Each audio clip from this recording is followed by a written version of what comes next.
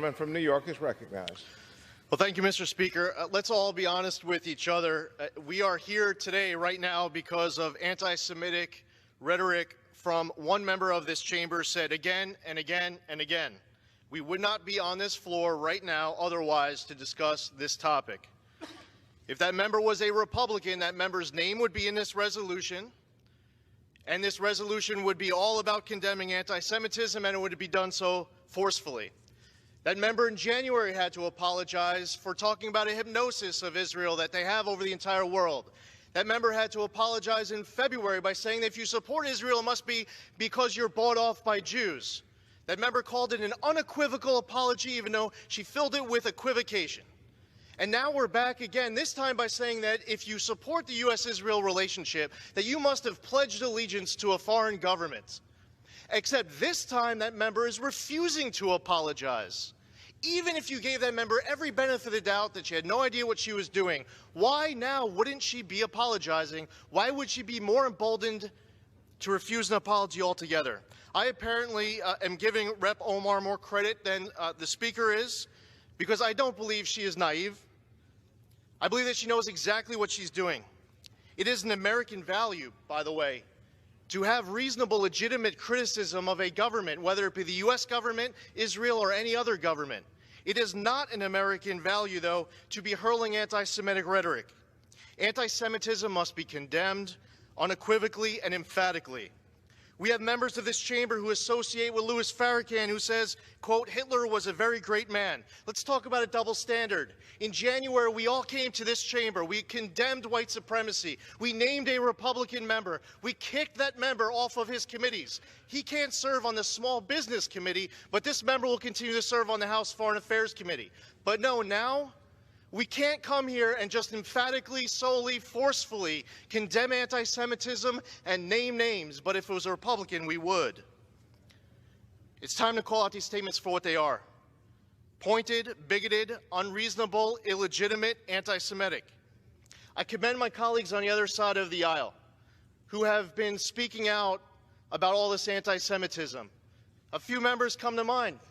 Chairman Engel, Congressman Deutsch, Congressman Nadler, Congresswoman Lowy, Congressman Gottheimer. Many of my colleagues on the other side of the aisle, I believe to their core, know how very wrong this is, and there are many other members to name as well.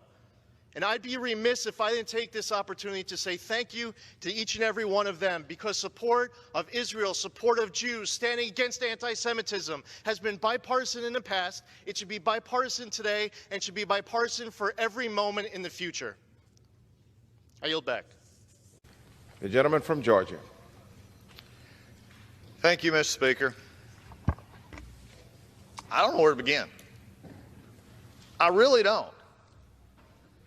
As members of Congress, duly elected by constituencies to serve in this body, who come here with the hope and the thought that we exchange ideas and come to this body to actually participate, and for the second time in 8 weeks, I am here with my friend from New York debating a resolution that all of us should have learned in kindergarten. Be nice. Don't hate. This resolution doesn't need to be 7 pages. It's just wordy.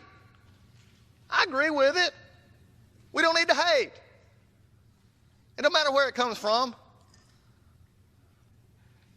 But it's just what bothers me the most, Mr. Speaker, is what I'm finding right here. Just the other day in this floor, we celebrated the institution of this body with the Dean of the House. And we spoke of Mr. Dingell, we spoke of Don Young, and we spoke about this institution of this House.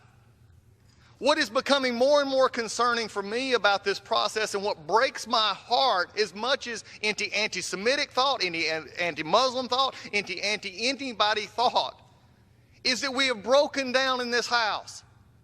Last week we brought to the floor in which a bill in which was supposed to be about firearms, which my friends across the aisle were mistakenly didn't understand the penalty associated with the bill. Yesterday, I was just on the floor of this House talking about a bill that really, because they rushed it through committee, came to the floor of this House, in which if you keep a 4-year-old from voting, you're a criminal.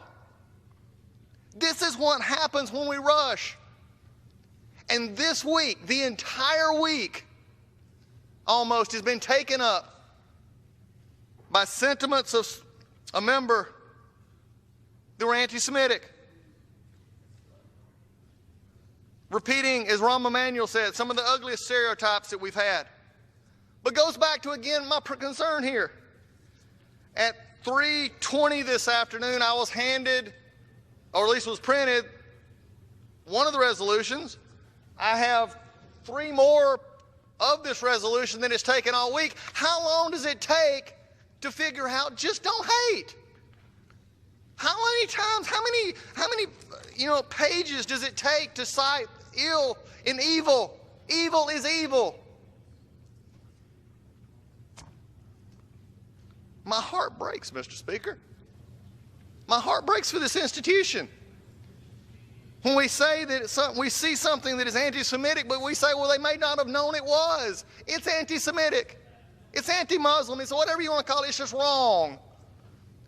My heart breaks. And then I find out that we changed it now lately is to add other groups in here who undoubtedly saw they wasn't a part of the groups. So we added in new groups to the list. I guess since we're at it, why didn't we add Mormons? Why didn't we add Jehovah's Witnesses? They've been attacked. Mormons have many times been accused of dual allegiance. Ask a former presidential candidate.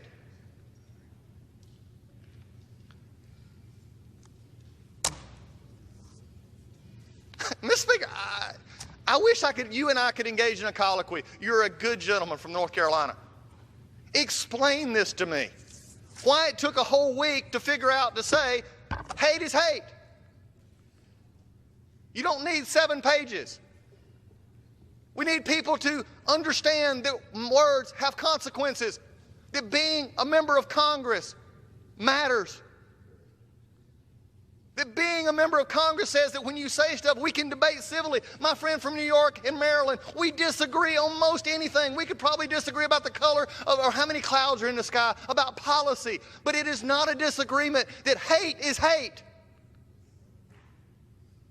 And we shouldn't overlook it and try and lump it with everything else and give moral equivalency.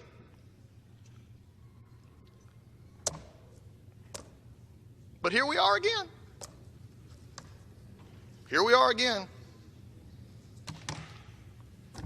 Mr. Speaker, I hope we're not here in another 4 weeks, because the first 8 weeks we've been here twice. Please let us get back to being the people that this country needs us to be. With that, I reserve. The gentleman reserves.